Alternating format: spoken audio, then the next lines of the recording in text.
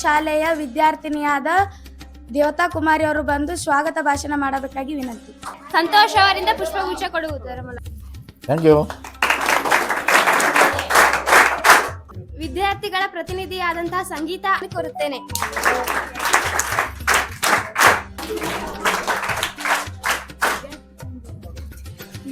ನಾನು ನಿನ್ನೆ ಮೊನ್ನೆ ಸರ್ ಅವ್ರಿಗೆ ಫೋನ್ ಮಾಡಿದ್ದೆ, ಅವ್ರ ಬಗ್ಗೆ ಸ್ವಲ್ಪ ತಿಳ್ಕೊಬೇಕಂತ ತಿಳ್ಕೊಂಡಿನಿ, ಹೇಳ್ತೀನಿ ಕೇಳಿ. ಶಂಕರಯ್ಯ ಆರ್ ಗಂಟಿ ಅವರ ತಂದೆ ಹೆಸರು ರುದ್ರಯ್ಯ, ತಾಯಿ ಗೌರಮ್ಮ. ಅವರು ಜನಿಸಿದ್ದು ಮೂಲತಃ ಬಾಗಲಕೋಟೆ ಜಿಲ್ಲೆಯ ಬೀಳಗಿ ತಾಲೂಕು ಜಾಕನಟ್ಟಿಯವರು.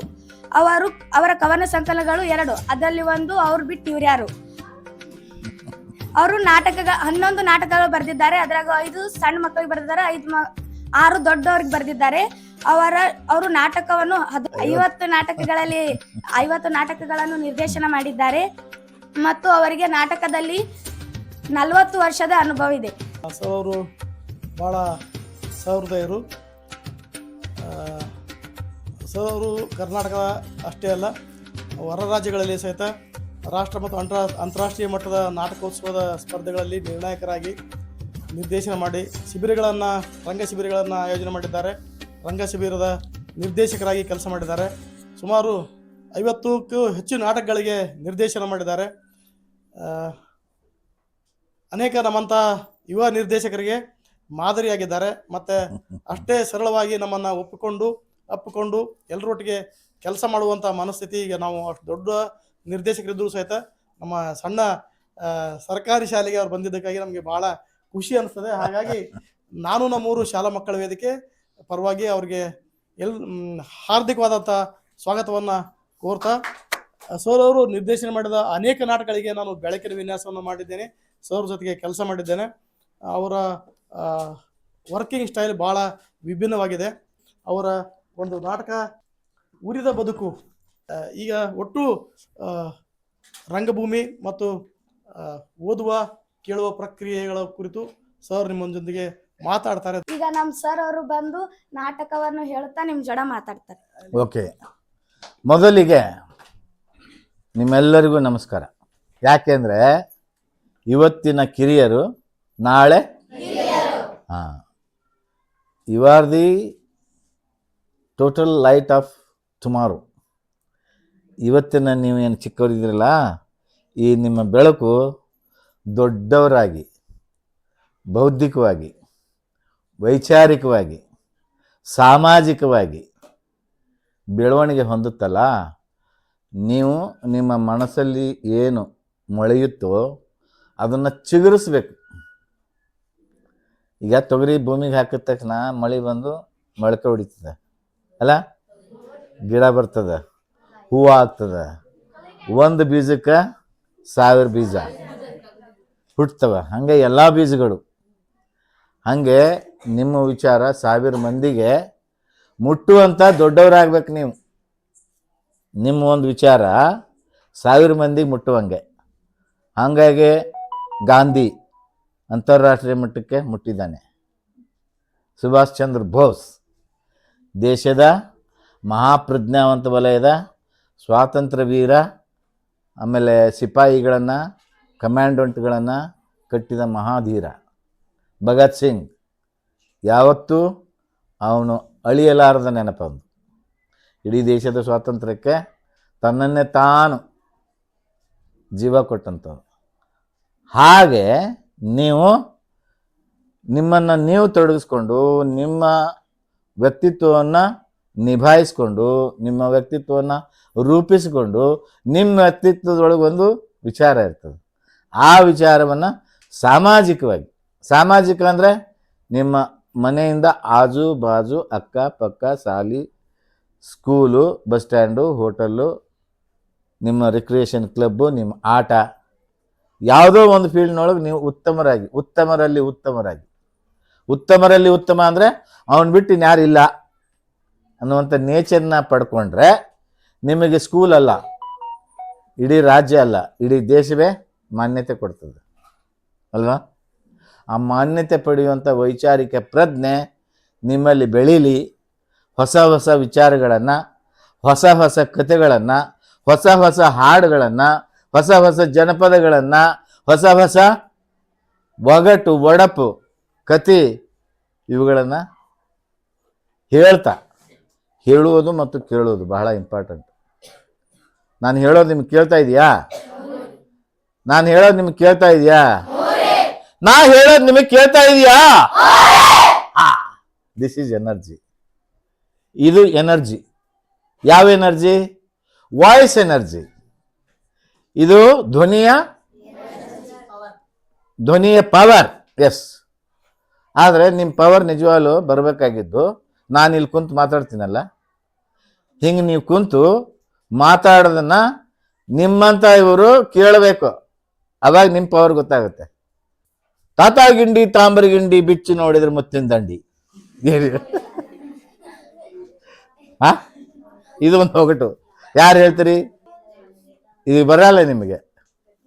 ದಾಳಿಂಬ್ರೆ ಹಣ್ಣು ಭಾರತಂಗಿ ಇಷ್ಟ್ಯಾಕೆ ಸೊರಗಿದೆ, ಆ ಬಾರಿ ಬಂದಂಗ ಹಾದಿ ಭಾರತಂಗಿ ಇಷ್ಟ್ಯಾಕೆ ಸೊರಗಿದೆ, ಅತ್ತಿ ಗಂಡ ಮೈದುನ ಭಾವ ನಿತ್ಯದಲ್ಲಿ ಕಾಡುವರೇನ, ಹೊತ್ತು ಕಳೆದು ಹೊಟ್ಟೆಗೆ ಹಾಕಿ ತುತ್ತಿಗೊಂದು ಬೈಗಳ ಬೈದು, ಕತ್ತ ಕುಸಿದು ಕಣ್ಣ ಬುರುಡಿ, ಕತ್ತ ಕುಸಿದು ಕಣ್ಣ ಬುರುಡಿ, ಬತ್ತಿ ಒಳಗ ಸೇರಬಲ್ಲೆ ಭಾರತಂಗಿ ಭಾರತಂಗಿ ಇಷ್ಟ್ಯಾಕೆ ಸೊರಗಿದೆ. ಇದು ಜನಪದೀಯರ ಭಾಷೆ. ಅದಕ್ಕೆ ಮೇಲು ಕೀಳು ಅರಿಮೆ ಇರಲ್ಲ, ಅನುಭವದ ಶ್ರೇಷ್ಠತೆ ಇರ್ತದೆ. ಹಾಗೆ ನೀವು ನಿಮಗಾದ ಅನುಭವಗಳನ್ನು ಕವಿತಾ ಮಾಡಬೇಕು, ಹಾಡು ಮಾಡಬೇಕು, ಭಾವಗೀತ ಮಾಡಬೇಕು, ಕಥೆ ಮಾಡಬೇಕು. ಕಥೆ ಒಳಗೊಂದು ಶ್ರೇಷ್ಠತೆಯನ್ನು ಕೊಡಬೇಕು, ವಿಚಾರವನ್ನು ತುಂಬಬೇಕು. ತುಂಬ್ತಾ ಅದು ನಿಮ್ಮಂಗೆ ಬರ್ದವ್ರಿಗೆ ಇನ್ನೊಂದು ಮತ್ತೆ ಇಂಥವ್ರಿಗೆ ಕುಂತು ಓದುವಾಗ ಚಂದ ಅದ ಕಥೆ.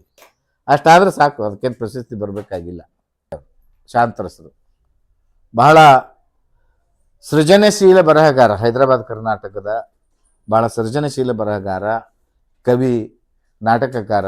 ಎಲ್ಲಕ್ಕಿಂತ ಹೆಚ್ಚಾಗಿ ಗಜಲ್ ಅನ್ನುವಂತಹ ಪೊಯೆಟ್ರಿಯ ಒಂದು ಫಾರಮ್ನ ಈ ಹೈದರಾಬಾದ್ ಏರಿಯಾದಿಂದ ಗಜಲ್ ಫಾರ್ಮ್ನ ಕೊಟ್ಟಂತಹ ನಮ್ಮ ಸಾಹಿತ್ಯಕ್ಕೆ ಗಜಲ್ ಫಾರ್ಮ್ ಒಂದು ವಿಶೇಷವಾದ, ಅದು ಕಾವ್ಯದ ಮತ್ತೊಂದು ಪ್ರಕಾರ. ಬಾಗಿಲು ಮುಚ್ಚಿತ್ತು,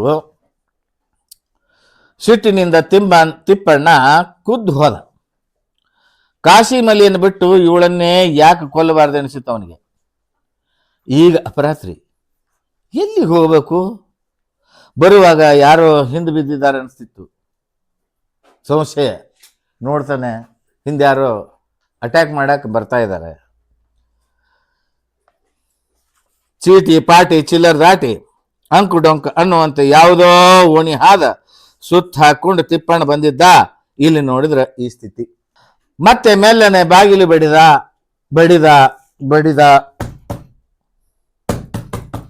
ತಂಗಿ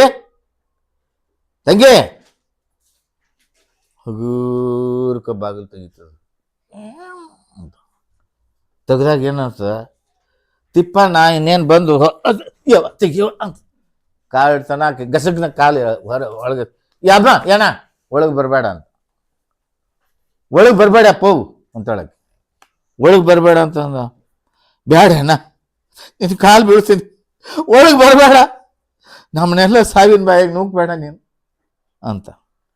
ತಂಗಿ ಯವ್ವ 3 ತಾಸು ಯವ್ವ 3 ತಾಸು ಇದ್ದು ಹೋಗ್ತೀನಿ ನಾನು, ಇಡೀ ದಿನ ಇರಲ್ಲ, ಒಳಗೆ ಜಾಗ ಕೊಡ ಯವ್ವ ಅಂತ. ಏನ ನೀ ಬಂದಿದ್ದು ಸುದ್ದಿ ಎತ್ತಿದ್ರೆ ರಜಾಕರ್ ನಮ್ಮನ್ನ ತಾರ ಕೊಲ್ತಾರ, ಒಳಗೆ ಬರಬೇಡ, ಎಲ್ಲನ ಹೋಗು, ನಡಿ ಅಪ್ಪ ತಿಂದಿರ್ಬೇಡ. ಸಂಜೆ ಕಡೆ ಊರಾಗ ಪೊಲೀಸರು ಬಂದು ಗಸ್ತು ತಿರ್ಗಾರ ಅಣ್ಣ ಅಮೀನ್ ಸಾಮ್ನು ಬಂದನಂತ, ಇಲ್ಲ ಅನಂತ ಊರಾಗ ಇನ್ನೂ ಅಗ್ಸಾಕನಂತ. ಯವ್ವ ಕಾಲು ಹಿಡಿತೀನಿ ಅಣ್ಣ, ಒಳಗೆ ಬರಬೇಡಪ್ಪ. ಏಯ್ ಮಾಡ್ಸ, ಅಪ್ಪನ ಕೊಲ್ಲಿದವ್ರ ಮೇಲೆ ನಿನಗೆ ಸಿಟ್ಟಿದ್ದಂಗಿಲ್ಲ. ನಾನು ಅವ್ರನ್ನ ಕೊಲ್ಲಕ್ಕೆ ಹೊಂಟೀನಿ, ತಟ್ಕ ಹೊತ್ತಿರ್ತೀನಿ, ಹಸ್ತೀನಿ.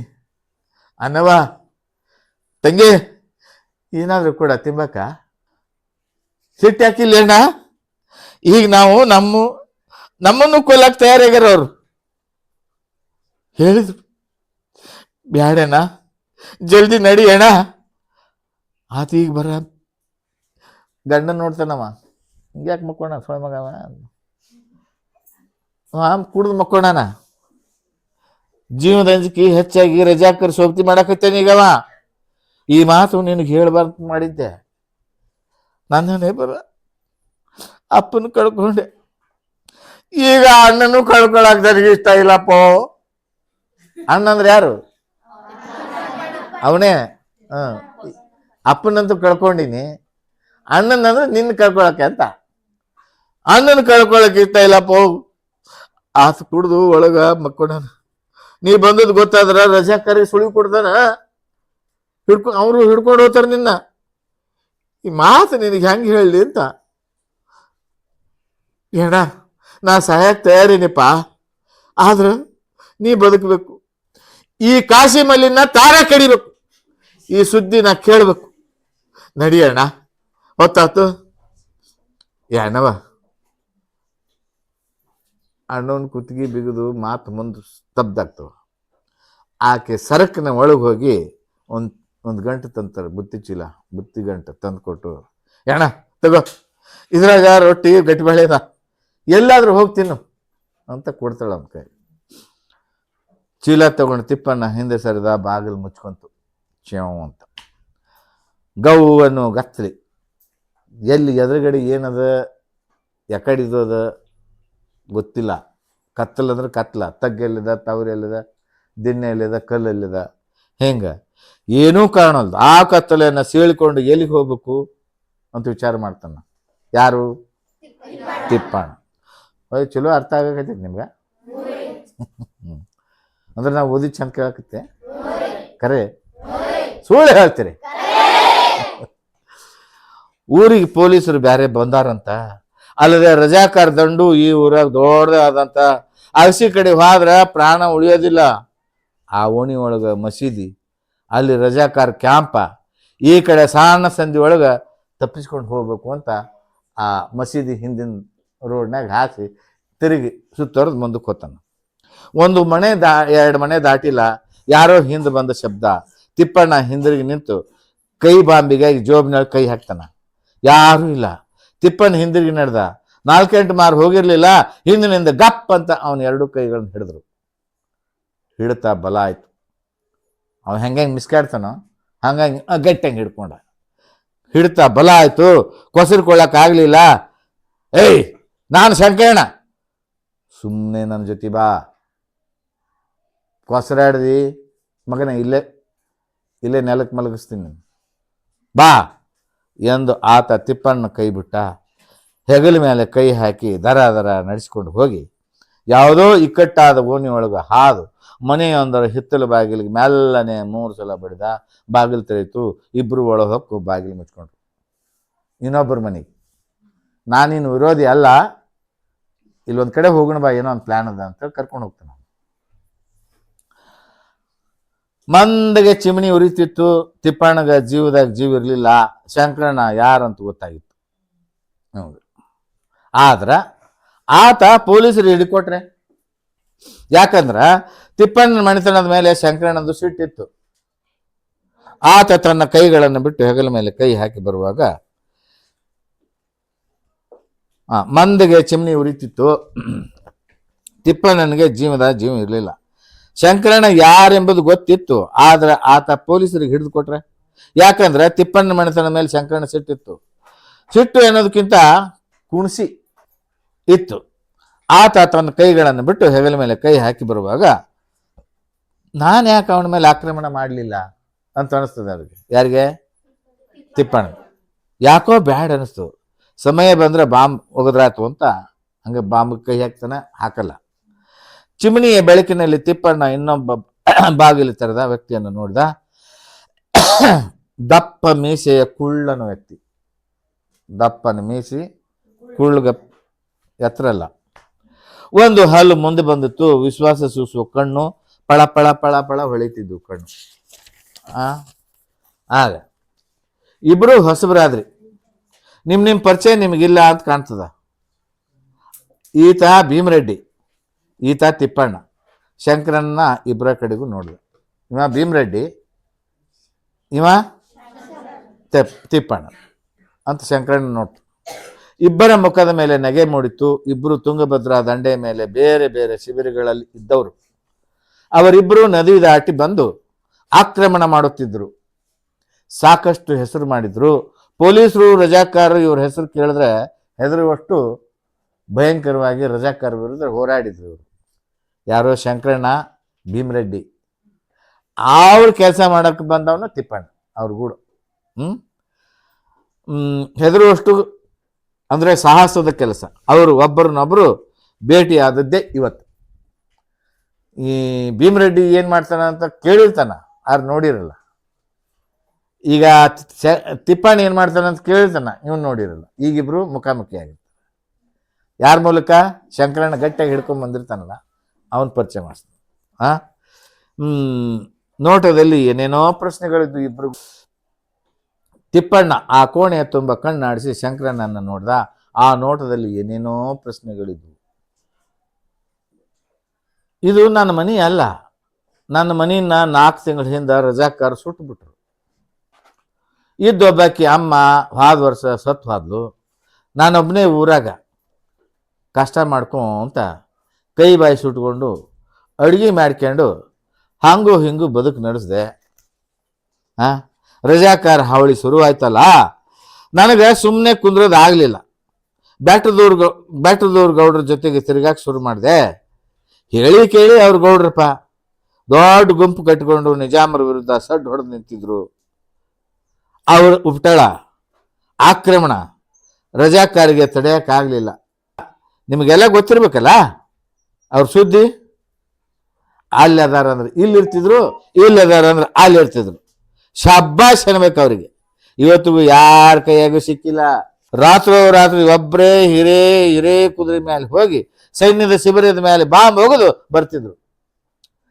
ಅವ್ರ ಮೇಲೆ ವಾರಂಟ್ ಜಾರಿ ಆಯ್ತು. ಏನು? ಕಂಡಲ್ಲಿ ಗುಂಡಿಟ್ಟು ಕೊಲ್ಲೋ ಆಜ್ಞೆ ಶುರು ಜಾರಿ ಆಯ್ತು. ಕಂಡಲ್ಲಿ ಗುಂಡಿಟ್ಟು ಕೊಲ್ಲೋ ಆಜ್ಞೆ ಮಾಡಿ ಅವ್ರ ಫೋಟೋ ಊರಿಗೆ ಹಂಚಿ ಫೋಟೋ ಹಚ್ಚಿದ್ರು, ಗಾಡಿ ಮೇಲೆ ಹಚ್ಚಿದ್ರು. ಅವ್ರು ತಪ್ಪಿಸ್ಕೊಂಡು ಹೊಳಿ ದಾಟಿ ಹೋಗ್ಬಿಟ್ಟಿದ್ರು. ನಾನು ಊರಿಗೆ ಬಂದೆ. ಅಟೊತ್ತಿಗೆ ಬೆಟ್ಟದೂರು ಗೌಡ್ರ ಜೊತೆಗೆ ಇದ್ದೀನಂತ ಸುದ್ದಿ ಆಗಿತ್ತು. ಯಾರಿಗೆ? ರಜಾಕಾರಿಗೆ. ರಜಾಕಾರರು ಬೂಟ್ಗಾಲೆ ನನಗೆ ಹೋದ್ರು. ನನ್ನ ಮನೆಗೆ ಬೆಂಕಿ ಹಚ್ಚಿದ್ರು. ಆ ಬೆಂಕಿಯಾಗ ಇವನ್ನ ಹೋಗಿರೋ ಅಂದ್ರು. ಯಾರೋ ಅವನು ಹೋಗಿರೋ ಅಂದ್ರು. ಅವನು ಯಾಕೆ ಬೆಂಕಿಯಾಗಿ ಹೋಗಿತ್ತೀರಿ? ಕೂಳಿಲ್ದ ಸಾಯ್ತಾನ, ಸತ್ತೋತಾನ, ನಾವ್ಯಾಕೆ ಕೊಲ್ಲಮ್ಮ ಅಂದ್ರೆ ಮತ್ತೆ ಕೆಲವರು. ಮನಿ ಸುಟ್ಟು ಹೋತು. ಮನಿ ಮುಂದಿನ ಬೇವಿನ ಗಿಡದ ಕೆಳಗೆ ಬಿದ್ದಿದ್ದೆ. ಒದಿಸ್ಕೊಂಡು ಮೈಯೆಲ್ಲ ಬ್ಯಾನ್ ಆಗಿತ್ತು. ಸೌರಾತ್ರಿ ಆದರೂ ಯಾರು ಬಂದು ಮಾತಾಡಿಸ್ಲಿಲ್ಲ. ಹಸಿವು, ನೀರು ಅಡಿಕೆ, ನೀರು ಅಂತ ಒದರ್ತಿದ್ದೆ. ರಜಾಕಾರಿಗೆ ಅಂಜಿ ಯಾರು ಸಮೀಪ ಬರಲಿಲ್ಲ ಅಂತ ಆಮೇಲೆ ಗೊತ್ತಾಯ್ತು. ಇವನ ಹತ್ರ ಯಾಕೆ ಬಂದಿಲ್ಲ ಅಂದ್ರೆ, ಇವನ ಹತ್ರ ಹೋಗಿ ಯಾರಿಗಾರ ನೀರು ಕುಡಿಸಿದ್ರೆ ನೀರು ಯಾಕೆ ಕೊಟ್ಟೆ ಅಂತ ಅವ್ನಿಗೆ ಓದಿತ್ತಿದ್ರು. ಅದಕ್ಕೆ ಯಾರವನ ಹತ್ರ ಬಂದು ಒಂದು ಗ್ಲಾಸ್ ನೀರು ಕುಡಿಸೋಷ್ಟು ಧೈರ್ಯ ಮಾಡಿರಲಿಲ್ಲ.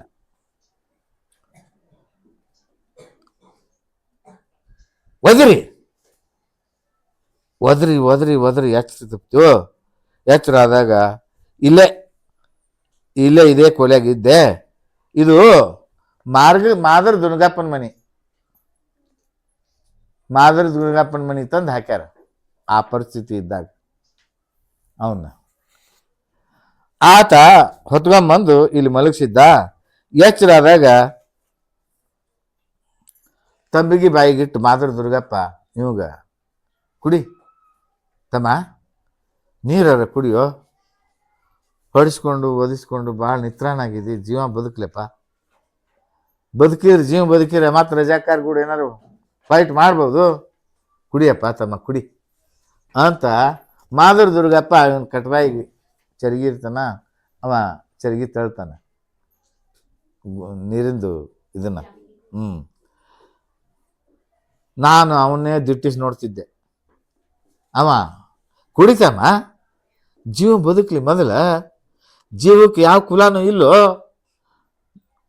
ತಮ್ಮ, ಜೀವಕ್ಕೆ ಯಾವ ಕುಲ ಅದನೋ? ಗಾಳಿ ಕುಲ ಅದನು, ನೀರಿಗೆ ಕುಲ ಅದನು, ನೆಲಕ್ಕೆ ಕುಲ ಅದನು? ಇದು ನಾವು ಮಾಡ್ಕೊಂಡಿದ್ದ ಆಟ ಯಪ್ಪ. ಘಟ ಘಟ ಅವಾಗ ಕೇಳಿದಾಗ ಘಟ ಘಟ ತಂಬಿಗೆ ನೀರು ಕುಡ್ದೆ ದುರ್ಗಪ್ಪ ಒಳಗೆ ಹೋಗಿ ಕಟ್ಟಿ ರೊಟ್ಟಿ ಖಾರದ ಪುಡಿ ಒಂದಿಟ್ಟು ಎಣ್ಣೆ ಉಳ್ಳಾಗಡ್ಡಿ ತಂದು ಮುಂದಿಟ್ಟ. ತಿನ್ನಪ್ಪ ತಿನ್ನು ಅಂದ. ಆತನ ಮಾರಿ ನೋಡಿದೆ, ಕುಲ ಮಾರ್ತು ಬಿಡು ತಮ್ಮ, ತಿನ್ನು ಅಂದ. ಒಂದೆರಡು ಬಸವಣ್ಣವ್ರ ವಚನ ಹೇಳ್ದ. ಕಕ್ಕಯ್ಯನ ಮನೆಯಾಗ ಬಸವಣ್ಣ ಉಂಡದ್ದು ಹೇಳಿದ್ದ. ಆತ ಊರಾಗ 4 ಹಳ್ಳಿಯಾಗ ವೇದಾಂತಿ ಅಂತ ಹೆಸರು ಮಾಡಿದ್ದ. ಅವಬ್ಬ ಗಾಂಜಿ ಬುಕ್ ಅಂತ. ಸೊ ಹಳ್ಳಿಯಾಗ ವೇದಾಂತಿ ಅಂತ ಹೆಸರು ಮಾಡಿದ್ದ. ಅವಬ್ಬ ಗಾಂಜಿ ಬುಕ್ ಇದ್ದ, ತಿಳ್ಕೊಂಡಿದ್ದೆ. ಗಾಂಜಿ ಬುಕ್ ಅಂದ್ರೆ ಗಾಂಧಿ ಸೇದುವಂತಹ ಕೆಲವು ಸಾಧು ಸತ್ಪುರುಷರು ಯಾವುದೇ ಈ ಸಾಂಸಾರಿಕ ಬದುಕಿನ ಜಂಜಾಟಗಳನ್ನು ಬಿಟ್ಟು ತಾವಾಗಿ ವೈಚಾರಿಕ ಇದರಲ್ಲಿ ವಿಚಾರ ಮಾಡ್ತಾ ಗಾಂಜಾ ಸೇರ್ತಾ ತಮ್ಮದೇ ಸರಳ ಬದುಕನ್ನು ನಡೆಸ್ತಿರ್ತಾರೆ. ಹಂಗಿದ್ದ ಅಂತ ತಿಳ್ಕೊಂಡಿದ್ದೆ. ಈಗದು ತಪ್ಪಣಿಸ್ತು. ಆತ ಭಾಳ ದೊಡ್ಡ ಮನುಷ್ಯ. ಆದ್ನೇ ರೊಟ್ಟಿ ಮುರಿದು ಎಣ್ಣೆ ಖಾರ ಪುಡಿ ಕಲಸಿ ಬಾಯಾಗಿಟ್ಟ. ಬರೀ ಎಣ್ಣೆ ಖಾರದ ಪುಡಿ ಉಳ್ಳಾಗಡ್ಡಿ ಎಷ್ಟು ರುಚಿ ಇತ್ತಂತಿ, ಎಷ್ಟು ರುಚಿ ಇತ್ತು. ಯಾಕೆ ರುಚಿ ಇರ್ತದೆ? ಹಸುವಾದಾಗ ಏನು ಕೊಟ್ಟರು ರುಚಿ ಇರ್ತದೆ. ರುಚಿ ಇತ್ತು. ಗಪ 2 ರೊಟ್ಟಿ ತಿಂದೆ. ಹಂಗೆ ಕಾಲು ಚಾಚ್ಕೊಂಡು ಮಾಕ್ವಾಡ್ದೆ. ಅವತ್ತಿನಿಂದ ಈ ಕೋಣಿ ನಮ್ದಾಯ್ತು. ನಾನು ರಾತ್ರಿ ಕಣ್ ತಪ್ಪಿಸಿ ಹೊಳಿ ದಾಟಿ ಹೋಗ್ತೀನಿ. ಕೆಲವು ದಿನ ಅಲ್ಲಿರ್ತೀನಿ, ಮತ್ತೆ ಇಲ್ಲಿಗೆ ಬರ್ತೀನಿ. ನನ್ನ ಜೊತೆಗೆ ಶಿಬಿರದವ್ರು ಬರ್ತಾರ. ದುರ್ಗಪ್ಪನ ಕೋಣಿನೇ ಎಲ್ಲರಿಗೆ ಆಸರೆ. ಇದ್ರ ಬದಿಯಾಗ ಇನ್ನೊಂದು ಕೋಣೆ ಅದ. ಅದ್ರ ಮುಂದೆ ಒಂದು ಜೋಪಡಿ. ಅಲ್ಲಿ ದುರ್ಗಪ್ಪ ಇರ್ತಾನ ಹೆಂಡ್ರ ಮಕ್ಕಳ ಜೊತೆಗೆ. ಮಕ್ಕಳು ದುಡಿತಾರ. ಆತ ಭಜನೆ ಮಾಡ್ತಾನೆ, ತತ್ತು ಪದ ಹಾಡ್ತಾನೆ. ರಾತ್ರಿ ತುಂಬ ಏಕ್ತಾರಿ ಹಿಡಿದು ಹಾಡು ಹೇಳ್ತಾನೆ. ಹೆಂಗ ಹಾಡು? ತನುವಿನೊಳಗನೋದೆ ನಾವಿದ್ದು ಎನ್ನ ಮನಕೊಂದು ಮಾತ ಹೇಳದೆ ಹೋದೆ ಹಂಸ. ನಾವು ಇಲ್ಲಿ ಇರೋದು ಯಾರಿಗೂ ಸುಳಿಸುತ್ತಿಲ್ಲ. ಭಾಳ ಸರಿ ದುರ್ಗಪ್ಪ ತಂದು ಕೊಟ್ಟಿದ್ದೆ ನಮ್ಮ ಊಟ. ನಾವು ಸಿಕ್ಬಿಟ್ರು ನಿಮಗೆ ದುರ್ಗತಿ ದುರ್ಗಪ್ಪ, ನಾವು ಸಿಕ್ಬಿಟ್ರ ನಿಮಗೆ ದುರ್ಗತಿ ದುರ್ಗಪ್ಪ ಅಂದ್ರೆ ಆಗ್ಲಪ್ಪ ಆಗಲಿ. ನಿಮ್ಮಂಗೆ ಪ್ರಾಣ ನಮ್ದು ಹೋದ್ರು ಹೋಗ್ತದ, ನಿಮ್ಗೇನಾಗ್ತದ ಆಗ್ತದ. ಕೂಡಿದ್ರೆ ಎಲ್ಲರೂ ಬದುಕಿರ್ತೀವಿ, ಇಲ್ಲ ಅಂದ್ರೆ ಹೋಗ್ತೀವಿ. ನೀವೇನು ಸ್ವಾತಂತ್ರ್ಯಕ್ಕೆ ಹೋರಾಡ್ತಿರಲ್ಲ, ನಾವು ಸುಮ್ಮನೆ ನಿಮಗೆ ಬಂದ ರೊಟ್ಟಿ ಕೊಡ್ತೀವಿ ಅಷ್ಟೇ. ನೀವು ರಜಾಕಾರ ವಿರುದ್ಧ ಹೋರಾಡ್ತಿರಲ್ಲ, ನಿಮ್ಮದು ದೊಡ್ಡದು. ನೀವು ಬದುಕಿ ಉಳಿಬೇಕು, ನೀವು ಅವ್ರ ಮುಂದೆ ಹೋರಾಡಬೇಕು, ಸ್ವಾತಂತ್ರ್ಯ ತಂದು ಕೊಡ್ಬೇಕು ಈ ನೆಲಕ್ಕೆ ಅಂತ ಇವ್ರದ್ದು.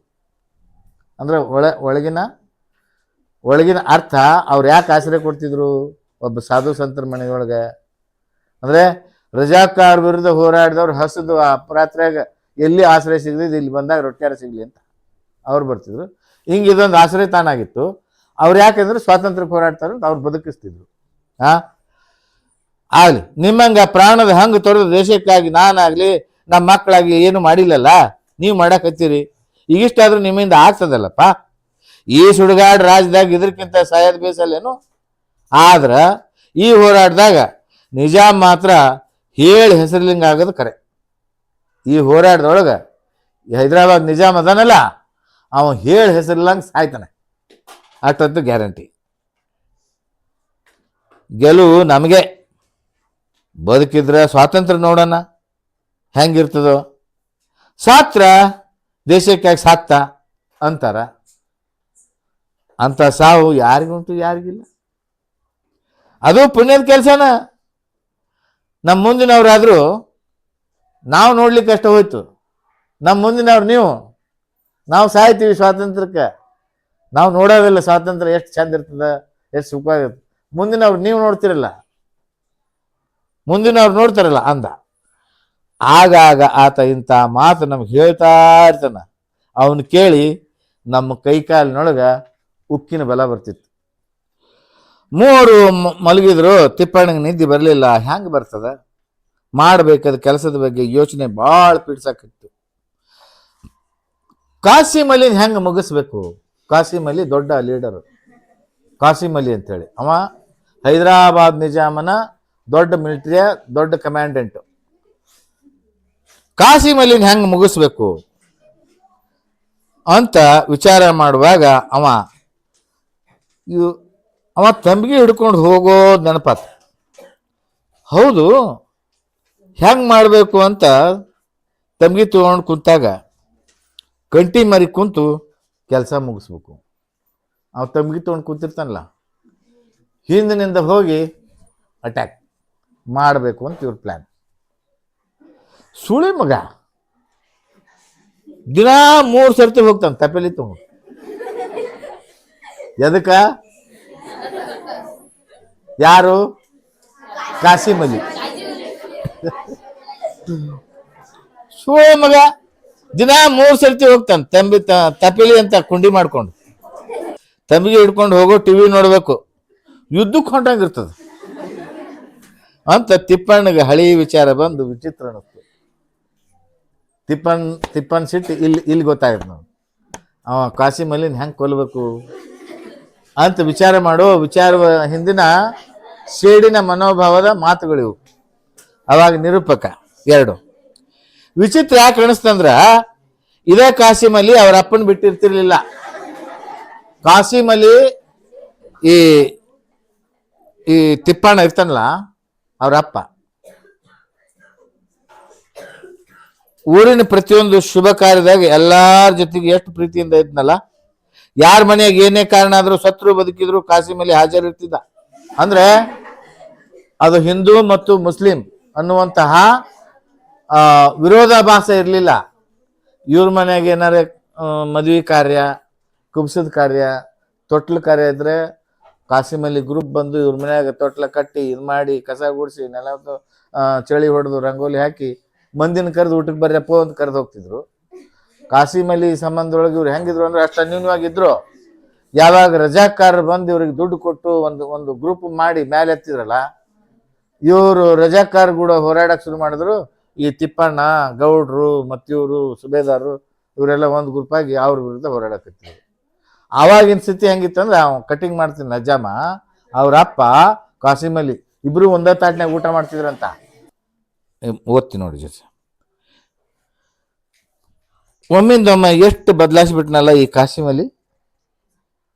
ತನ್ನ ತಂಗಿ ಲಗ್ನ ಅಂದ್ರ ಅನ್ನವನ್ನ ಲಗ್ನದಾಗ ಮನಿ ಮಗನಂಗ ಎಷ್ಟೊಂದು ಕೆಲಸ ಮಾಡ್ತಿದ್ನಲ್ಲ. ನನ್ನ ಅವ್ಗೆ ಭಾರಿ ಜರ್ತಾರಿ ಸೀರೆ ಮಾಡಿದ್ದು, ಆಕಿ ಗಂಡ ಸೊಲ್ಬಣ್ಣಗೆ ದೋತ್ರ ಕೊಟ್ಟಿದ್ದು, ಅಂಗಿ ಶಲ್ಯ ಪಟ್ಕ ತಂದು ಉಡಿಸಿದ್ದು, ಇವ್ರಿಗೆ ರೊಕ್ಕದ ಸಹಾಯನೂ ಮಾಡಿದ್ದು. ರಪ್ಪ ಹೇಳಿದ ನೆನಪಾಗಿ ಇವನಿಗೆ ಹೆಂಗಿದ್ದ ಸಂಬಂಧ ಎಷ್ಟು ಕೆಟ್ಟು ಹೋಯ್ತಲ್ಲ ಅಂತ ಅನಿಸ್ಬಿಡ್ತದ. ಇವ್ರಿಗೆ ರೊಕ್ಕದ ಸಹಾಯ ಒಳಗೊಳಗ ಮರುಗಿದ ತಿಪ್ಪಣ್ಣ. ಆದ್ರೆ ಇಂಥ ಮನುಷ್ಯನ ನವಾಬ ತನ್ನ ಸಲುವಾಗಿ ಎಂಥ ಜಾತಿವಾದಿ ಮಾಡಿಬಿಟ್ನಲ್ಲ. ಎಷ್ಟೊಂದು ಮುಸ್ಲಿಂ ಜನ ಕೆಟ್ಟು ಹೋದ್ರಲ್ಲ. ಇದರಿಂದ ಸುಮ್ಮನೆ ಹಿಂದೂಗಳು ಕೊಲೆ ಸುಲಿಗೆ ನಡೆಸ್ಬೋದಲ್ಲ. ಅವ್ರ ಮೇಲೆ ಇವ್ರ ಮೇಲೆ ಅವರು ಸೇಟ್ ತೀರಿಸ್ಕೊಳ್ಳೋಂಥ ಜಾತಿ ಗಲಭೆ ಶುರು ಆತಲ್ಲ ಊರಾಗ. ಶಾಂತ ರೀತಿಯಿಂದ ದುಡ್ಕೊಂಡು ತಿನ್ನೋ ಬದುಕನ್ನ ಕೋಳಿ ಕಾಲು ಮುರ್ಕೊಂಡ್ರಲ್ಲ ಬದುಕನ್ನ ಅಂತೇಳಿ ಇದಾಗತ್ತೆ. ಪರಿಸ್ಥಿತಿ ಬದಲಿ ಆಗ್ಬೇಕಲ್ಲ, ಹಾಗೇ ತೀರ್ತದ. ರಜಾಕಾರರು ಎಷ್ಟು ಮಂದಿನ ಕೊಲ್ಬೋದು ಅವರು. ನಾಳೆ ಪರಿಸ್ಥಿತಿ ಬದಲಾದಾಗ ಇವ್ರನ್ನೆಲ್ಲ ನಮ್ಮ ಕೂಡ ಬದುಕ್ಬೇಕಲ್ಲ ಉಳಿದವರು. ಮುಸ್ಲಿಮ್ರು ಅಂತೇಳಿ ಅವ್ನ ಪಾಕಿಸ್ತಾನ ಕಳ್ಸಕ್ಕಾಗಲ್ಲ. ಅಥವಾ ಅವ್ರಿಗೆದ್ರ ನಮ್ಮನ್ನು ಪಾಕಿಸ್ತಾನಕ್ಕೆ ಹೋಗ್ರಿ ಅಂತ ಹಿಂದೂಗಳನ್ನ ಕಳ್ಸಕ್ಕಾಗಲ್ಲ. ಇದೇ ನೆಲದಾಗ ದುಡಿಬೇಕು, ಇದೇ ನೆಲದಾಗ ಗೇಯ್ಬೇಕು, ಇಲ್ಲದ ಬಿತ್ತಬೇಕು, ಬೆಳಿಬೇಕು, ಬದುಕಬೇಕು, ಕಲಿಬೇಕು. ಹಾಗೂ ವೈರತ್ವ ಸಾಧಿಸಿದ್ರೆ ನಡೀತದೇನು? ಊರಾಗ ನಾವೇ ಅಣ್ತಮ್ರಿದ್ದಂಗೆ ಇದ್ವಿ. ಹಿಂದೂ ಮುಸ್ಲಿಂ ಅಂತ ಭೇದ ಭಾವ ಹುಡುಕಿದ್ರು ಸಿಗ್ತಿರ್ಲಿಲ್ಲ. ನವಾಬ್ ಉಸ್ಮಾನ್ ಅಲಿ ಇದನ್ನ ಹೆಂಗೆ ಹುಡ್ಸಿದ ಅಂತ ವಿಚಾರ ಮಾಡ್ಕೊತ ನಿಂದಿರ್ತಾನ. ಇನ್ನೊಬ್ಬ ನಿರೂಪಕ ಪಾಪ ಕರೀಮನ ತಾಯಿ ನಬೆಮ್ಮ ಆಕಿ ದುಃಖ ಯಾರು ಹೇಳಬೇಕು, ಯಾರು ಕೇಳಬೇಕು? ಜಾತಿ ಭಾವನ ಆಕೆಯೊಳಗೆ ಎಳ್ಳಷ್ಟು ಇರಲಿಲ್ಲ. ತಿಪ್ಪಣ್ಣನು ತನ್ನ ಮಗ ಕರೀಮನು, ನಬೆಮ್ಮನ ಮಗ ಕರೀಮ, ತಿಪ್ಪಣ್ಣ ಈಗೇನ ತಂಗಿ ಮನೆಗೆ ಬಂದಿರ್ತಲ್ಲ ಅವ ತಿಪ್ಪಣ್ಣು ಆ ಕರೀಮನು ಒಂದೇ ಅಂತ ತಿಳ್ಕೊಂಡಿದ್ಲು, ಒಂದೇ ಗಂಗಾಳದಾಗ ಇಬ್ಬರಿಗೂ ಉಣಿಸ್ತಿದ್ಲು. ಅದು ನೆನಪಾಗಿ ತಿಪ್ಪಣ್ಣಗ ಹೊಟ್ಟೆಗ ಖಾರ ಕಲಿಸ್ದಂಗೆ ಆಯ್ತು. ಹಿಂದೂಗಳು ಕೂಡ ಆಕಿ ಬಹಳ ಪ್ರೀತಿಯಿಂದ ಇರೋದು ಸಹಿಸಾಕ್ಲಾರ್ದ ರಜಾಕಾರರು ನಬಮ್ಮಗ ಬಹಳ ಪೀಡಿಸಾಕತ್ತಿದ್ರಂತ. ಆಕಿ ಸೊಸಿನ ಕೆಡ್ಸಾಕ್ ಹೋಗಿದ್ರಂತ. ಇದೇ ನೀತ್ ಸುಳೆ ಮಕ್ಕಳು ನಮ್ಮಪ್ಪನ ಕೊಂದ್ರಲ್ಲ. ಯಾರಪ್ಪನ? ತಿಪ್ಪಣ್ಣ ಕ್ಷೌರಿಕ ಹಡಪದ್ರವರು. ತಿಪ್ಪಣ್ಣನ ಅಪ್ಪನ್ನ ಈ ನವಾಬರ ಕಡೆಯವರು ಕೊಲ್ತಾರೆ. ಅದು ಹೆಂಗೆ ಕೊಂದ್ರು ಅನ್ನೋದು ಅವ್ರ ಕಣ್ಣಾಗ ಕಟ್ಟಿದೆ. ಅದನ್ನ ಮರೆಯೋಕ್ಕಾಗಲ್ಲ. ಹೆಂಗೆ ಕೊಲ್ತಾರಂದ್ರೆ ರಜಾಕಾರ ಅವನ ಕಾಸಿಮಲ್ಲಿ ಅವನು ಕರೆಸಲೆ ರಜಾಕಾರ ವಿರುದ್ಧ ಬಂಡಾಯ ಹೇಳ್ತಾನ ಅಂತ ಮಗ ತಿಪ್ಪಣ್ಣಪ್ಪನ ಕರ್ಸು ಅಂತ ಮನೆ ಕರೆಸಿ ಕಟಿಂಗ್ ಮಾಡ್ತಾ ಕಟಿಂಗ್ ಮಾಡಿಸ್ಕೊತಾನ. ಕೈಯನ್ನು ಉಗುರು ತಕ್ಕಿಸ್ಕೊತಾನ, ಕಾಲು ಒತ್ತಿಸ್ಕೊಂಡು ಕಡಿಗೆ ಏನು ಮಾಡ್ತಾನ, ನೊಳಗೆ ನಡಿ ಅಂದನು. ನವಾಬ್ರ ಕಟಿಂಗ್ ಕರೆದಿದ್ರಿ, ಕಟಿಂಗ್ ಮಾಡಿದೆ, ಉಗುರು ತೆಗೆದೆ, ಲಟಕಿ ತೆಗಿ ಅಂದ್ರೆ ಲಟಕಿ ತೆಗೆದೆ, ಮಸಾಜ್ ಮಾಡಿದೆ. ಇನ್ನು ಯಾಕೆ ಒಳಗೆ ಬರಲಿ ಅಂದ. ಹೇಳ್ದಕ್ಕೆ ಕೇಳೋ, ನಾವು ಎಲ್ಲೆಲ್ಲಿ ಬೋಳ್ಸಂತೀವಿ ಅಲ್ಲೆಲ್ಲಿ ಬೋಳ್ಸ್ಬಾ ಅಂತ. ಹಜಾಮನ ಕೆಲಸ ಏನು? ಅದೇನು ಕೇಳ್ತಿಲ್ಲ, ನಡಿ ಒಳಗ ಅಂದನ. ನಾ ಬರಲ್ರಿ. ಬರಲ್ಲ ಅಂದ್ರೆ ಮಗನೇ ನಿಮ್ಮ ಊರಿಗೆ ಹೋಗಿ ನಿಮ್ಮ ಮನೆಗೆ ಹೋಗಲ್ಲ. ನೀ ಏನು ಮಾಡ್ತೀಯ ಅಂತ. ಏನು ಮಾಡ್ತೀನಿ ಕಾಲು ಮರಿದು ಇಲ್ಲಿ ಕೈಯಾಗ ಕೊಡ್ತೀನಿ ಅಂತ. ನೋಡೋಣ ಹಂಗಾರ ನಾನು ನೀನು ಹಿಂಗಿದ್ವಿ, ನಮ್ಮ ಅವ್ವ ಕೊಟ್ಟು ಒಂದೇ ತಾಟಿನಾಗ ಊಟ ಮಾಡಿವಿ, ಅದನ್ನು ಮಾಡ್ತೇನು? ಈಗ ನೀನು ರಜಾಕಾರ ದುಡ್ಡು ಕೊಟ್ಟು ಸಾವುಕಾರಿಕೆ ಮಾಡ್ಯಾರ, ಈಗ ಸಾವುಕಾರಿಕೆ ಇದ್ರ ಮೇಲೆ ದುಡ್ಡಿನ ಇದ್ರ ಮೇಲೆ ಕಣ್ಣು ನೆತ್ತಿಗೆ ಬಂದವನ ಮಗನ ಕಾಸಿಮಲಿ ಸುಳ್ಯ ಮಗನ. ಏನು ಮಾಡ್ಕೋತಿ ಮಾಡ್ಕೋ, ನಾನು ಈ ಕರದಲ್ಲಿ ಬರಲ್ಲ ಅಂತ. ಹಿಡ್ರಿ ಅವನಿಗೆ ಅಂತ ಬಂದಾರೆ. ಅವನ ಕೈಯಾಗ ಕಾಸಿಮಲಿ ಕೈಯಾಗ 8 ತಾಳುಗಳು ಇರ್ತವೆ, ಹಿಡಿತಾರೆ. ಮ್ಯಾಲೆ ಕರ್ಕೊಂಬರ್ರಿ ಅಂತ ಮ್ಯಾಲೆ ಕರ್ಕೊಂಡು ಹೋಗ್ತಾರ. ಮ್ಯಾಲೆ ಕರ್ಕೊಂಡು ನಾ ಹೇಳಿದ್ ಮಾಡ್ತೀಯಿಲ್ಲ ಅಂತ, ಮಾಡಲ್ಲ ಅಂತ. ಅವಾಗ ನವಾಬ್ ಕಾಸಿಮಲಿಗೆ ತುಂಬ ಸಿಟ್ಟು ಬರ್ತದ. ಮ್ಯಾಲಿಂದ ಕುಂಬಿ ಮ್ಯಾಲಿಂದ ಕೆಳಗೆ ನುಗ್ಗಿಸ್ಬಿಡ್ತಾರ ಅವನು ತಿಪ್ಪಣ್ಣ ಅಪ್ಪನ್ನ. ಅವಾಗ ಅವ್ರ ಮನೆ ಪರಿಸ್ಥಿತಿ ಏನಾಗಿರ್ಬಾರ್ದು, ಆ ಸಿಟ್ಟನ್ನ ಈಗ ನೆನಪಿಸ್ಕೊತಾರ ಅವರು. ಅದಕ್ಕೆ ತಿಪ್ಪಣ್ಣ ರಜಾಕಾರರ ವಿರುದ್ಧ ಊರಿಂದೂರಿಗೆ ಅಡ್ಡಾಡೋದು, ತಿರುಗೋದು. ಯಾರು ರಜಾಕಾರ ಸಿಕ್ಕರೆ ಗುಂಡಾಗಿ ಕೊಲ್ಲೋದು, ಇಲ್ಲಾಂದ್ರೆ ಹತ್ಯಾರದಿಂದ ಚೆಂಡ ಹಾರಿಸೋದು, ಇಲ್ಲ ಅಂತಂದ್ರೆ ಏನು ಮಾಡೋದು. ಯಾಕೆಂದ್ರೆ ಏನು ತಪ್ಪಿಲ್ದ ಅವನಿಗೆ ಕೊಂದಿದ್ದಾರಲ್ಲ, ಆ ಸಿಟ್ಟಿಂದ ಅದು ನೆನಪಿಸ್ಕೋತಾರೆ. ಮುಂದೇನಾಗುತ್ತೆ, ನಿರೂಪಕ ಬಂದು ರಾಚಪ್ಪ ಯಜಮಾನ ಹೋದ ಅರ್ಧ ತಾಸಿನಾಗ ಅವನ ಹೆಣ ಮನೆಗೆ ತಗೊಂಡು ಬಂದ್ರು. ಮಾಳಿಗೆ ಮೇಲೆ ಕುಂತಿದ್ನಂತ ಕಾಸಿಮಲಿ 3-4 ಮಂದಿ ಚೇಲಾಗಳಿದ್ರಂತ. ಮೊದಲು ಗಡ್ಡ ಮಾಡೋದಂತ, ಆಮೇಲೆ ಕೊಂಕಳನ್ನಂತ, ಆಮೇಲೆ ನಾವು ಹೇಳದಲ್ಲಿ ಬೋಳ್ಸಂದಂತ. ಕಾಸಿಮಲಿ ದುಡಿದಕ್ಕೆ ರಾಚಪ್ಪ ಮಣಿ ಮ್ಯಾಲಿಂದ ಬಿದ್ದವನಿಗೆ ಮತ್ತೆ ಒದ್ಕೋತ ಹೋದ ಕಾಸಿಮಲಿ ಜೋಲಿ ಹೋಗಿ ಕುಂಬಿ ಮೇಲೆ ರಾಚಪ್ಪನ ಕೆಳಗೆ ಬಿದ್ದಂತ. ಹೆಣ ಹೊರಿಸಿ ರಾಚಪ್ಪನ ಮನೆಗೆ ಕಳಿಸಿದ ಕಾಸಿಮಲಿ ಗದ್ಲ ಮಾಡ್ರಂಗೆ ಹೂಳ್ಬೇಕು, ಇಲ್ಲಿದ್ರೆ ಸಾಲ ಹೆಣ ಬೀಳ್ತಾವು ಅಂತ ವಾರಂಟ್ ಇಶ್ಯೂ ಮಾಡ್ತಾನೆ. ಯಾರು? ಕಾಸಿಮಲಿ. ಮೊದಲ ದಮ್ಮಿನಿಂದ ಬಳಲ್ತಿದ್ದ ರಾಚಪ್ಪನ ಹೆಂಡತಿ ಹತ್ತು ಹುಚ್ಚಾದ್ಲು. ಅವ್ರ ಉಣಿಸೋದು ಅನ್ನವಾಗ ಸುದ್ದಿ ಮುಟ್ಸಾಕ ಅನ್ನವು ಇಲ್ಲಿ ರೊಟ್ಟಿ ತಂದು ಕೊಟ್ಟಿರ್ತಾಳ ಅನ್ನಗ. ಆಕೆಗೆ ಯಾರು ಈ ಅವನ ತಂಗಿ ಬೇರೆ ಗಂಡನ ಮನೆಗೆ ಇರ್ತಾಳ. ಆಕೆಗೆ ಸುದ್ದಿ ಮುಟ್ಸಬೇಕಲ್ಲ, ಅವ್ರ ಅಪ್ಪನ ಕೊಂದಾರಲ್ಲಿ. ಮೊದಲು ದಮ್ಮಿನಿಂದ ಬಳಲ್ತಿದ್ದ ರಾಚಪ್ಪನ ಹೆಂಡತಿ ಹತ್ತು ಹುಚ್ಚಾದ್ಲು. ಅನ್ನವಾಗ ಸುದ್ದಿ ಮುಟ್ಸಕ್ಕೆ ಯಾರು ತಯಾರಿರ್ಲಿಲ್ಲ. ರಜಾಕಾರಿ ಗಂಜಿ ಹೆಣಕ್ಕೆ ಭಾಳ ಮಂದಿ ಬರಲಿಲ್ಲ. ಸಂಜೆ ಒಳಗೆ ಮಣ್ಣಾತ್ ಖರೆ ಆ ರಜಾಕಾರ ಅಂಜಿಕೆ ಭೀಕರಾತು. ಮತ್ತು ಈಗ ರಾಚಪ್ಪನ ಕೊಂದ್ರು, ಮತ್ತಿನ್ನು ಯಾರನ್ನ ಕೊಲ್ತಾರೋ ಊರಾಗ ಅಂತ ರಜಾಕಾರ ಬಗ್ಗೆ ಭಯ ಹುಟ್ಟಕ್ಕೆ ಶುರುವಾಯ್ತು. ರಾಚಪ್ಪನ ಹೆಂಡತಿ ಎದಿ ಹೊಡ್ಕೊಂಡ್ಲು. ಮುಂದೆ 10-12 ದಿನದಾಗ ರಾಚಪ್ಪನ ಹಾದಿನ ಹಿಡಿದ್ಲು. ರಾಚಪ್ಪನ ಗೋರಿ ಮಗ್ಲು ಗೋರಿ ಮಾಡಿದ್ರು. ಆದ್ರೆ ಅವ್ರ ದಿವಸ ಕರ್ಮ ಯಾರು ಮಾಡಬೇಕು? ಯಾರ ಸತ್ರ ಯಾರು ಮಾಡಬೇಕು? ಅದಾದ್ರೂ ಎಲ್ಲೇ ಹೋಗ್ಬೇಕು? ತಿಪ್ಪಣ್ಣ ಅವತ್ತೇ ರಾತ್ರಿ ತಿಪ್ಪಣ್ಣ ಅಂಕಣ ಪಟ್ಟ್ಯಾಗ ನಿಂತದ್ದು ಆಕಳ ಕಣ್ಣಿ ಬಿಚ್ಚಿ ಹೊರಗೆ ಹೊಡೆದ. ಅದಾದ್ರೂ ಎಲ್ಲಿ ಹೋಗ್ಬೇಕು? ತಿರುಗಿ ಮನೆಯಾಗ ಬಂತು. ಮನ್ಯಾಗಾದ್ರೂ ಏನಿತ್ತು? ಒಂದೆರಡು ಚೀಲ ಜೋಳ, ಹಾಸಿಗೆ, ಹೊದ್ಕೊಳ್ಳು, ಅಂಗಿ ದೋತ್ರ. ಆದ್ರೆ ಹಂಗೆ ಬಿಟ್ಟು ದುಃಖ ದುಮ್ಮ ಅಂದಾಗ ತಿಪ್ಪಣ್ಣ ತೆರೆದ ಬಾಗಿಲು ತೆರೆದೇ ಹೊಂಟು ಬಿಟ್ಟ. ಆಕಳ ಅಂಬಾ ಅಂಬಾ ಅಂತಿತ್ತು. ಚಿಮಣಿ ಉರಿತಿತ್ತು. ಅದೇ ಮಾಡಿದಾಗ ಹಂಪಂತ ಆತನ ಕೈವಲ್ಯ ಇದು ಇತ್ತು. ಕಡೆಗೆ ಇದಾದ ಮೇಲೆ ರಜಾಕಾರ ಬಂದ್ರೆ ನನ್ನ ಮಗ ಸೊಸಿ ಇದಾರ ಅಂತ ಹೇಳ್ತೀನಿ. ರಜಾಕಾರ ಬಂದು ನೋಡಿದ್ರೆ ನನ್ನ ಮಗ ಸೊಸಿ ಇದಾರ ಅಂತ ಹೇಳ್ತೀನಿ. ಒಳಗೋಗಿ ಮಕ್ಕೋ ರೂಮ್ನ್ಯಾಗ ಅಂತ. ಒಳಗೋಗಿ ಮಕ್ಕೋತಾನವ. ಒಳಗೋಗಿ ಮಕ್ಕೋತಾನ. ರಜಾಕರ್ ಬರ್ತಾರ ಯಾವುದೋ ಸುಳಿ ಹಿಡ್ಕೊಂಡು. ನಮ್ಮಮ್ಮ ಬಾಗಿಲು ತೆಗಿ ನೀ ಅಮ್ಮ ಕೋನೆ ಕೊಯ್ ನೈ ಅದರ್ ಅಂತ ತೆಗಿತೀಯ ಇಲ್ಲ ಒದ್ದು ಬರಲಿ ಅಂತೇಳಿ ಬಾಗಿಲು ದುಡ್ಕೊಂಡು ಒಳಗೆ ಬಂದ್ಬಿಡ್ತಾರೆ. ತಿಪ್ಪಣ್ಣ ಎಲ್ಲಿಟ್ಟಿ ಅಂತ ಕೇಳ್ತಾರೆ. ಇಲ್ಲೆಲ್ಲಿ ಬಂದಾನ ತಿಪ್ಪಣ್ಣ? ಇಲ್ಲಿ ಯಾಕೆ ಬರ್ತಾನ ಮುಸ್ಲಿಮರ ಮನೆಗೆ? ಅವ ಹಿಂದೂ ಅದನ್ನ. ಎಲ್ಲರೂ ಹೋಗಿರ್ಬೇಕು ನೋಡಿ ಆ ಕಡೆ. ಬಾಗಿಲು ಮುಚ್ತಾಳ. ಏಯ್ ತೆಗ್ಯ ಹೆಂಗಸ ಇಲ್ಲಿ ಬಂದದ್ದು ನಮ್ಗೆ ಗೊತ್ತಾಗ್ಯದ ಅಂತೇಳಿ ಆಕಿನ ದುಡ್ಡು ಒಳಗೆ ಬಂದ್ಬಿಡ್ತಾರ. ಏಯ್ ಕಾಶಿಮಲ್ಲಿ, ನಿನಗೆ ಮುಸ್ಲಿಮರ ಮನ್ಯಾಗ ಹೆಂಗಿರ್ಬೇಕು, ಹೆಣ್ಮಕ್ಳ ಜೊತೆ ಹೆಂಗೆ ಮಾತಾಡ್ಬೇಕು ಗೊತ್ತಿಲ್ಲ? ನಾಚಿಕೆ ಬರಲ್ಲೇನೆ ನಿನಗೆ? ನಾನೊಬ್ಬ ಮುಸ್ಲಿಮರಾಗಿ ನಿನ್ನ ಎದುರಿಗೆ ನಿಂತೀನಿ. ಯಾರಿಲ್ಲ ನಡಿ ಅಂತೇಳ. ಅವ ಏಯ್ ಒಳಗೆ ಯಾರ್ಯಾರಿದಾರೆ ನೋಡ್ರಿ ಅಂತೇಳಿ ತನ್ನ ಆಳುಗಳನ್ನ ಕಳಿಸ್ತಾನೆ. ಯಾರೋ ಇಬ್ರು ಮಕ್ಕೊಂಡಾರ್ರಿ ಒಳಗೆ. ಯಾರವರು? ಮತ್ತೆ ಯಾರು ಇರ್ತಾರೆ ಮನ್ಯಾಗ? ನನ್ನ ಮಗ ಮತ್ತು ಸೊಸಿ ಅಂತೇಳಕ್ಕೆ. ಮಗ ಸೊಸಿ? ನಿನ್ನ ಮಗ ಮಾನ್ಯ ಊರಿಗೆ ಹೋಗ್ಯಾನ, ಸೊಸಿನ ಇದು ಮಾಡ ಎಲ್ಲೇ ಹೋಗ್ಯಾಳ ಅಂತ. ಅಯ್ಯ ಮಗ ಸೊಸಿ ಅಳಿಯ ಮಕ್ಕಳು ಮೊಮ್ಮಕ್ಕಳು ಮಗಳು ಎಲ್ಲಿದ ಅಂತ ಎಲ್ಲ ಗೊತ್ತದ ನಿನ್ಗೆ? ಈಗ ಆಕಿ ಹೊರಗೆ ಹೋಗ್ಯಾಳ, ನನ್ನ ಮಗಳು ಹೋದಾಳ ಅಲ್ಲಿ ಅಂತಂದು. ಮಗಳು ಮಾಡಿ ಬಂದಿಲ್ಲಲ್ಲ, ಮತ್ತೆ ಹೋಗ್ಯಾಳಂತಲ್ಲ, ಅದೆಲ್ಲ ಗೊತ್ತಿರ್ತದ ಅವ್ರಿಗೆ.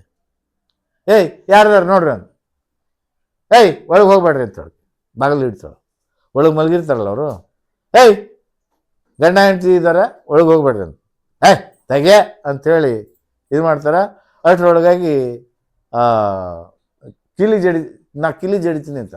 ಆಕಿ ಕೈಯನ್ನು ಕಿಲಿ ತಗೊಂಡು ಏಯ್ ಈಗ ತೋರ್ಲಿಲ್ಲ ಅಂದ್ರೆ ಹಾಕ್ರೆ ಕಿಲಿ ಬಾಗಿಲಿಗೆ ಅಂತ ಹೊರಗೆ ಕಿಲಿ ಜಡಿದ್ಬಿಡ್ತಾರ ರಜಾಕಾರರು. ಇವರು ಕೀಲಿ ಜಡಿದು ಬೆಂಕಿ ಹಚ್ಚಲೇ ಇರ್ತಾರೆ. ಬೆಂಕಿ ಹಚ್ಚಿಬಿಡ್ತಾರೆ. ಬೆಂಕಿ ಹಚ್ಚಿದಾಗ ಆಕೆ ಅವ ಸಂಕಟ ತಾಳಲಾರ್ದೆ ಹಿಂದ್ಗಡೆ ಮ್ಯಾಲಿಂದ ಜಿಗಿದು ಹೊರಗೆ ಹೋಗ್ತಿರ್ತಾನ. ಸುಳ್ಳು ಹೇಳ್ತಿ, ಮುಸ್ಲಿಮರಿಗೆ ಮೋಸ ಮಾಡ್ತೀವಿ ಅಳಿ ಹೆಂಗ್ಸೆ ಅಂತಂದ. ಮನುಷ್ಯತ್ವ ಮುಖ್ಯನೋ? ನಿಮ್ಮಂಥವ್ರು ಪವರ್ ಸಲುವಾಗಿ ಜಾತಿ ಮತ್ತೆ ಮಾಡಿಕೊಂಡು ಮುಸ್ಲಿಮ ಹಿಂದೂ ಅಂತ ಮಾಡಿಕೊಂಡು ಹಿಂಗೆ ಹುಡುಕಿ ಕೊಲ್ತಿರಲ್ಲ. ನಾನು ನಿಮ್ಮನ್ನ ಅವ್ರು ಹುಡುಕಿ ಕೊಲ್ತಾರೆ. ಇಂಥದ್ದೆಲ್ಲ ಮಾಡಬಾರ್ದು ನಡಿ ಅಂತಂದಾಗ ಸುಳ್ಳು ಹೇಳ್ತೀನಿ ನಮಗೆ ಅಂತೇಳಿ ಇದು ಮಾಡ್ತಾರೆ. ಕಡಿಗೆ ಹಾಕಿ ಅವನ ಕೈಯನ್ನು ಬಂದೂಕ್ ತಗೊಂಡು ಅವನಿಗೆ ಬಂದೂಕ್ ಇಟ್ಬಿಡ್ತಾವ. ಯಾರು? ನಬೆಮ್ಮ ಕಾಶಿಮಲ್ಲಿಗೆ. ನಬೆಮ್ಮ ಕಾಶಿಮಲ್ಲಿಗೆ ಅವನ ಆಳ್ ಕೈಯಾಗಿರ್ತದೆ ಬಂದೂಕ. ಗಜಗ್ನ ಕಸ್ಕೊಂಡು ಡಬ್ ಬಂದ್ ಮಾಡ್ತಾರೆ. ಇದು ನಾಟಕದ ಒಂದು ಕಥಾವಸ್ತುವಿನ ಆದಂಥ ನಾನು ರೆಡಿ ಮಾಡಿದಂಥ ಪಾತ್ರ ಪರಿಚಯ.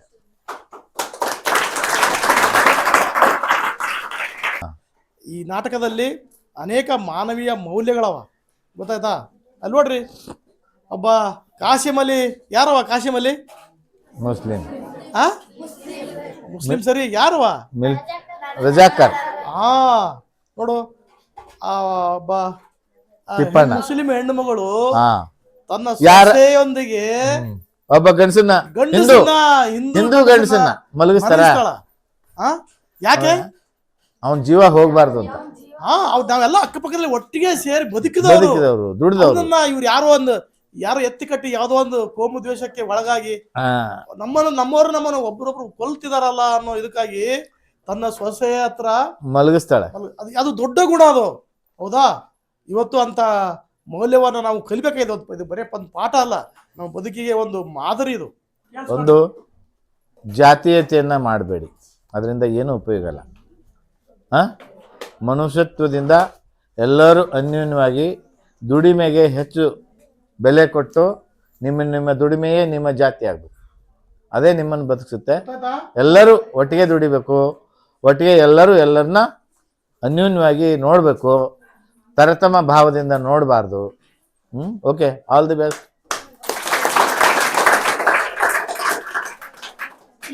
ಎಲ್ಲರಿಗೂ ನಮಸ್ಕಾರ. ಇಂದು ನಮ್ಮ ಶಾಲೆಯಲ್ಲಿ ನಾನು ನಮ್ಮೂರ ಕತೆ ಹೇಳು ಮತ್ತು ಕೇಳು ಕಾರ್ಯಕ್ರಮಕ್ಕೆ ಆಗಮಿಸಿದ ವಿದ್ಯಾರ್ಥಿಗಳಿಗೂ ಹಾಗೂ ಶಿಕ್ಷಕರಿಗೂ ವಂದನೆಗಳು. ನಮ್ಮ ಕಾರ್ಯಕ್ರಮಕ್ಕೆ ಒಗ್ಗಟ್ಟುಗೊಂಡ ಶಂಕರಯ್ಯ ಆರ್ ಗಂಟೆಯವರಿಗೆ ಹೃದಯಪೂರ್ವಕ ಹಾರ್ದಿಕ ಶುಭಾಶಯಗಳು ಹಾಗೂ ಧನ್ಯವಾದಗಳು.